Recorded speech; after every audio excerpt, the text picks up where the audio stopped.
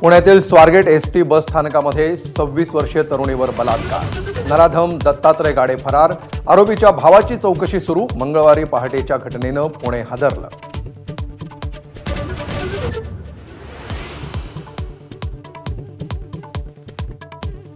बलात्काराच्या घटनेनंतर ठाकरेंच्या शिवसेनेकडून स्वारगेट स्थानकात डेपोची तोडफोड। वसंत मोरेंच्या नेतृत्वाखाली आंदोलन।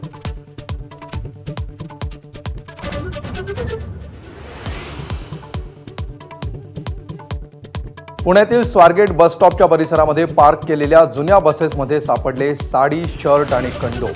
बस स्थानक सुरक्षित नसल्याचं धक्कादायक चित्र समोर।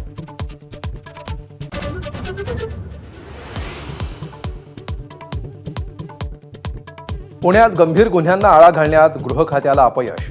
सुप्रिया सुळेंचा घणाघात। शक्ती कायदा अजून किती काळ अडकणार? अंबादास दानवेंचा संताप तर घटनेचं राजकारण नको, शिरसाटांचं आवाहन।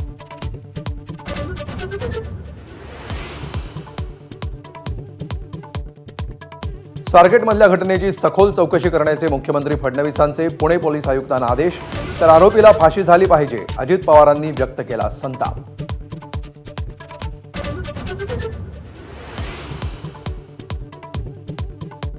ओएसडींच्या मुद्द्यावरून शिंदेंची शिवसेना राष्ट्रवादीच्या रडारवर। भुमरेंनंतर सत्तार, तानाजी सावंत आणि संजय राठोडांच्या ओएसडींवर अमोल मिटकरींचे आरोप।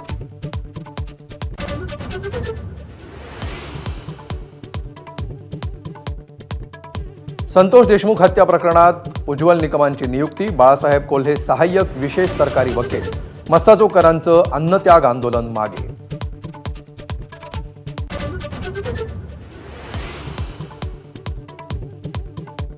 आरोप झालेला ओएसडी चालत नाही, मग मंत्री कसा चालतो? सुप्रिया सुळेंचा सरकारला सवाल। सरकार खरंच भ्रष्टाचार मुक्त असेल तर सिलेक्टिव्ह वॉशिंग मशीन चालणार नसल्याचा टोला।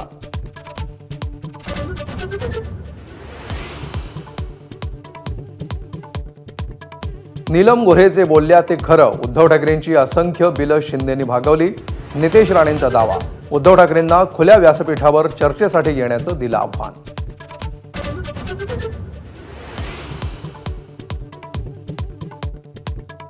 नाशिक सिंहस्थ कुंभमेळ्याच्या तयारीसाठी सह्याद्री अतिथीगृहावर बैठक। मुख्यमंत्र्यांसह मुख्य सचिवांची उपस्थिती। दोन्ही उपमुख्यमंत्री मात्र गैरहजर।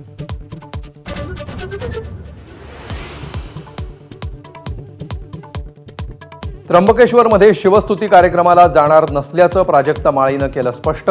वादामुळे प्रशासनावर ताण पडू नये म्हणून निर्णय, पण प्राजक्ता माळीची टीम करणार कार्यक्रम सादर।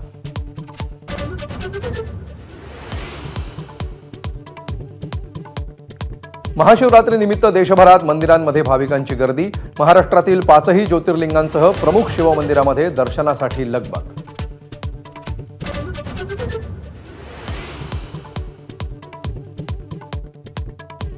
वाढत्या उष्णतेमुळे मुंबईकर हैराण। सांताक्रूजमध्ये आज पारा 38 अंशांवर तर कुलाब्याचं तापमान 35च्या वर।